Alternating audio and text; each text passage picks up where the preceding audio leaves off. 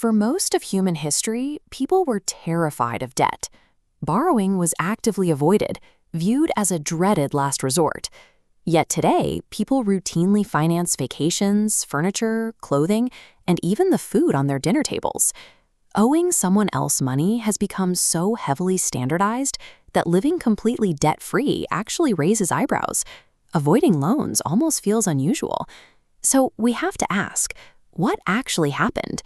Did a few generations suddenly decide to become financially reckless?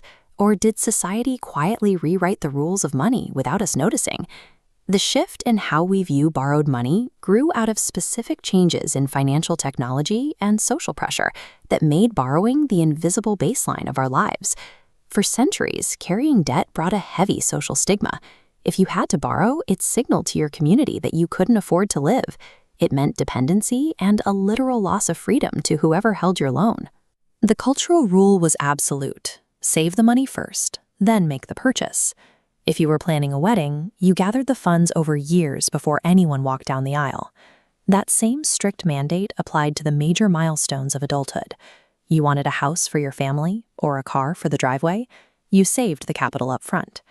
The concept of buying now and paying later was exceptionally rare. People understood a very basic math problem. Every dollar you borrowed was a dollar you were taking away from your future self. Starting your adult life in the negative simply didn't make logical sense. Because the cultural understanding of that danger was so widespread, the psychological wall preventing people from taking on debt was incredibly high. Then, a single financial product arrived and changed human spending behavior: the credit card. Psychologists call it the pain of paying. Handing over physical cash registers as genuine emotional discomfort, a friction that forces you to consider the cost. But with a piece of plastic, that friction dissolves. Your brain focuses entirely on the reward, ignoring the cost. This emotional anesthetic shifted consumer habits. People stopped calculating purchases based on what they actually had in the bank and started buying based on what a lender would allow them to borrow. Retailers and financial institutions quickly realized that frictionless spending drove staggering profits. Once they saw the numbers, debt went from a tolerated evil to a behavior that was aggressively marketed and encouraged. Soon, borrowing money evolved from an optional consumer choice into a mandatory requirement to access basic parts of modern society. To get a mortgage or an apartment, you must build a credit score by taking on debt. It's a perfectly enclosed trap.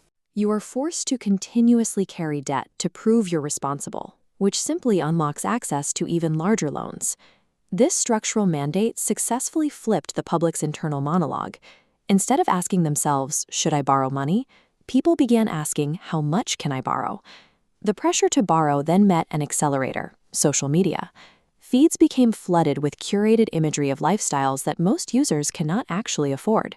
We see the luxury vacations, the leisure, and the endless sunny days. What remains hidden from view are the credit card balances, the installment plans, and the monthly payments required to sustain the image. This applies directly to the clothes people wear and the status symbols they carry. When everyone else appears to be moving ahead, having the patience to actually save up for these items feels like falling behind. Borrowing morphed into a defensive social tactic. People take on loans not because they desperately need the funds, but to maintain the illusion that they are keeping pace with their peers. Humans are social creatures, and we figure out what is normal by watching the group. Psychologists call this social proof. If everyone around us is engaging in a behavior, our brains automatically classify it as an acceptable risk. As massive numbers of people adopted continuous borrowing, the danger blended into the background. Maxed out limits and high interest rates just became an ordinary part of the monthly routine. The normalization is complete when borrowing becomes the default setting. The behavior is so familiar that consumers simply sign the paperwork without ever stopping to question why they are doing it in the first place. Beyond the financial math, a constant cycle of debt carries a distinct psychological and existential weight. Every debt payment is future time already sold off, labor promised to a bank. Debt can be a strategic tool for businesses or emergencies, but when borrowing becomes an automatic lifestyle, those blocks of sold-off time stack into an inescapable wall.